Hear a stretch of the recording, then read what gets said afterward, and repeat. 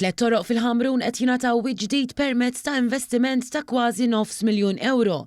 Ix-xogħlijiet qed isiru fit-triq Atoċja, triq id-Duka ta' Edinburgh u passaġġ fit-triq San Franġisk u jinkludu titjib tas-servizzi tal-ilma taħt l-art, bażi ġdida tal-konkos u paviment ġdid aktar reżistenti. Waqt żjara fuq il-lan tax-xogħol il-Ministru għall-Gvern Lokali u x-xogħlijiet pubbliċi Alison Zerafa Civelli qalet li dan l-investiment huwa parti mill-impenn tal-Gvern biex ikompli jtejjeb l-infrastruttura fil-lokalitajiet.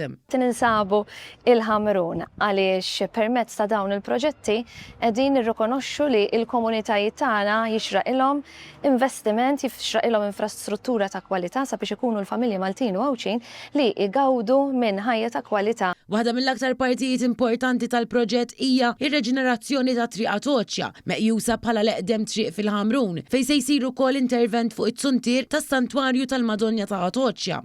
Dwar dan tkellem is-sindku tal-lokalità. Il-proġett beda f'April u mistenni tlesta f'Ottubru fuq medda ta' madwar 1200 metru kwadru. Għamilna xogħol kbir fejn għamilna madum iktar ġdid, għamilna wkoll l-ambjent wieħed isbaħ u nħarsu l-qudiem sabiex ikollna aktar toroq sbieħ u aktar toroq tan-nies.